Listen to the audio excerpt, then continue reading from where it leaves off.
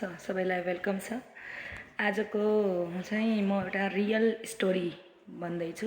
एउटा ट्रस्टका उपर छ, हामी कसैमाथि कति विश्वास गर्छौँ र कसरी मान्छेले आफ्नै एउटा विश्वास गरेको क्षणभरमै मान्छेले कसरी विश्वास तोडिदिन्छन् भनेर।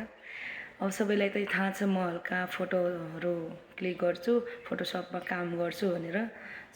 आज एउटा दाइ आउनु भएको थियो। अलि भन्दाखेरि धेरै त यति एजेड पनि हुन्छ, तर उहाँ चाहिँ अलि एजेडै हुनुहुन्थ्यो। नागरिकता चाहिँ उहाँले पहिला बनाइसक्नु भएको रहेछ। अब मैले भनेको त यति उमेरसम्म पनि हजुरले नागरिकता बनाउनु भएको छैन भने, नै बनाएको हो, तर मेरो चाहिँ नागरिकता हरायो भन्नुभयो। अनि चाहिँ मैले अब त्यसै गरेँ, किन कसरी हरायो त भनेर सोधेपछि उहाँले चाहिँ आफ्नो स्टोरी भन्नुभयो। त त्यही स्टोरी चाहिँ म एउटा हजुरलाई यहाँ सेयर गर्न सक्छु। उहाँहरूको चाहिँ नाम लाग्दैन, तर उहाँ चाहिँ यो रियल स्टोरी हो। उहाँहरू इन्डियामा काम गर्न जानुभयो गढवालमा। उहाँहरू दुईजना हुनुहुन्थ्यो, आफ्नै गाउँको साथी।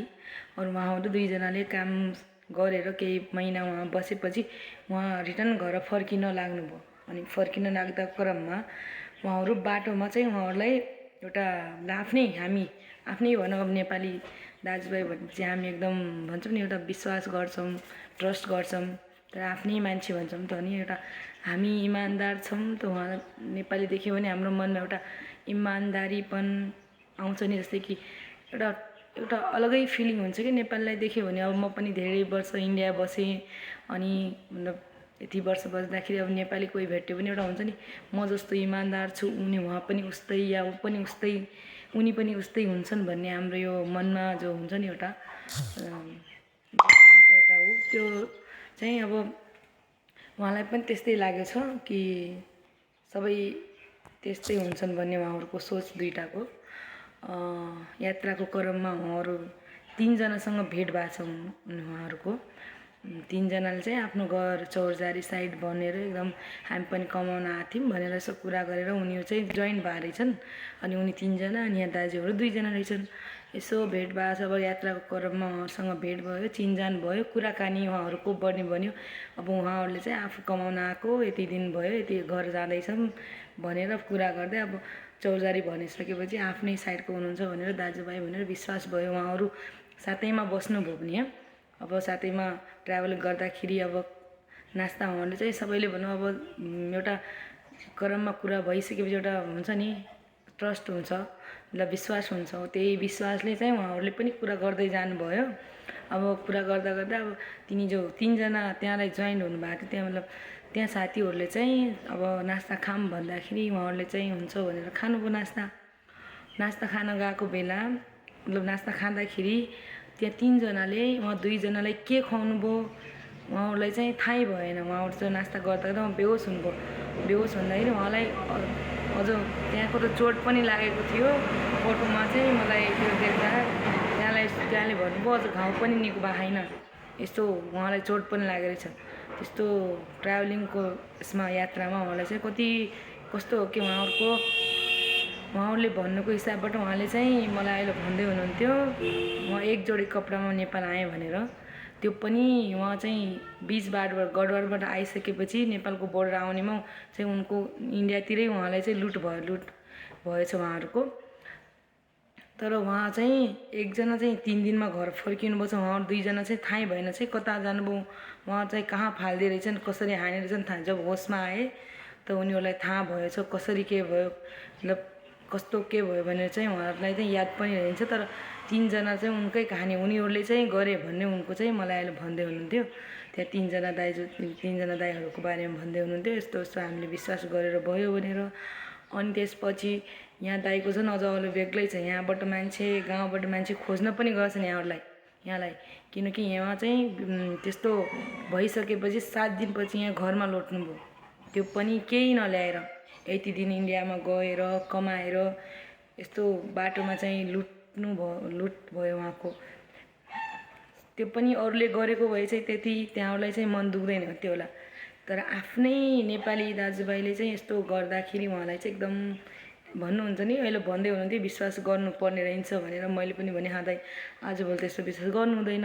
मान्छेले तपाईँसँग अगर कसैले ट्राभलिङ पुरा गर्छ भने किन गर्यो, तपाईँ चिन्नुहुन्न उसलाई, त किन गर्यो यस्तो यात्राको क्रममा यति किन सोधपुछ गर्दैछ भनेर तपाईँ अवेरनेस गर्नुपर्छ हामीले, किनकि आजभोलिको जमाना एकदम डिफ्रेन्ट छ कि पहिला जस्तो हाम्रो रहेन भनौँ। तर हामी अझै पनि हाम्रो एउटा नेपाली भनेपछि इमान्दारी त हाम्रो हुन्छ भनेर हामी एकदमै हाम्रो मनबाटै आउँछ त्यस्तो फिलिङ।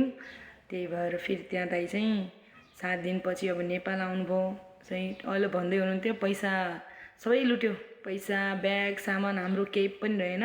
त्यही लगाएको एक जोडी कपडामा म 7 दिन हिँडेर कोलपुर यता कहाँसम्म भन्नुभयो, यता हिँडेर इन्डियाको बोर्डर क्रस गऱ्यो भन्नुभयो। त्यसपछि चाहिँ यहाँ कोलपुर आउनुभयो होला गाडीमा, त्यसपछि यहाँ बल्ल आयो भन्दै हुनुहुन्थ्यो। अनि अहिले चाहिँ अब फेरि नागरिकता चाहियो अब उहाँलाई बाहिर जानु लागि, बाहिर भन्दा इन्डिया जानु लागि त हामीलाई हाम्रो आइडेन्टिटी प्रुफ चाहियो नि। फेरि अब त्यहाँ चाहिँ प्रतिलिपि निकाल्न आउनु भएको रे। अनि त्यसै गरी मलाई त्यहाँ चाहिँ स्टोरी भन्दै हुनुहुन्थ्यो आफ्नो। त्यो स्टोरी सुन्दा नि मलाई पनि लाग्यो कि म पनि यसमा केही भनौँ भनेर। यही हो कि यात्राको क्रम हो, या हामी अब लङ यात्रामा जाँदैछौँ। तपाईँ जोसँग जानुहुन्छ नि साथी तपाईँको, त्यो मात्र हो कि साथी, त्योसँगै तपाईँले कुरा गर्दा ठिक छ। अरू कोही मान्छे तपाईँले मान्छे चिन्न सक्नु पऱ्यो, के गरी कुरा गर्दछ, किन गर्दछ, कसरी गर्दछ भनेर बुझ्नु पऱ्यो। अब त्यहाँहरूले यति 5-7 महिना कमाएको पैसा लुटियो, सामान लुटियो, सबै लुट्यो। त्यो पनि अरू कसैले होइन, आफ्नै नेपाली दाजुभाइ। अब नेपालीको नाता भनिसकेपछि सबै नेपाली दाजुभाइ भनौँ या एउटा आफ्नो हुन्छ नि, तिनले गर्दा अब त्यत्रो मिहिनेत गर्यो। तर यति छ कि उहाँ एकदम खुसी हुनुहुन्थ्यो कि म बचेर आएँ भनेर, त्यही भन्दै हुनुहुन्थ्यो। फेरि नागरिकताको बनाएर फेरि जान्छु कमाउनु भनेर। अनि फ्यामिलीको बारेमा भन्नुभयो, धेरै रहेछन् फ्यामिली पनि, त्यहाँको रेस्पोन्सिबिलिटी रहेछ। तर अब यस्तो हुन्छ भने त कति गाह्रो हुन्छ हामीलाई। त्यही भएर एउटा स्टोरी सेयर गरिदिएको कि सबै हजुरले पनि अलि विश्वास नगर्नु होला कसैबाट भनेर। नेपाली भए पनि विश्वास नगर्नु होला। म त भन्छु कि तपाईँ जसलाई चिन्नु हुँदैन उसलाई चाहिँ विश्वासै गर्नु हुँदैन लाइफमा। हामीले आफूले पर्सनली चिन्छौँ नि, आफन्तले त धोका दिन्छन् भने, चिनेको मान्छेले सुद्धा धोका दिन्छ भने त्यो त यात्रामा जुडिएको मान्छे हो, त्यसले चाहिँ के हो गर्न सक्छ भन्ने एउटा हुन्छ नि, केही पनि गर्न सक्छ भन्ने जस्तो हुन्छ। त्यसैले आजको मेरो स्टोरी यही हो। अब परेछ चाहिँ म फोटोहरू खिच्छु, यहाँ मान्छे आउँछन्, सबैसँग इन्ट्रोड्युसन माग्छु म, को हुनुहुन्छ, के गर्नुहुन्छ।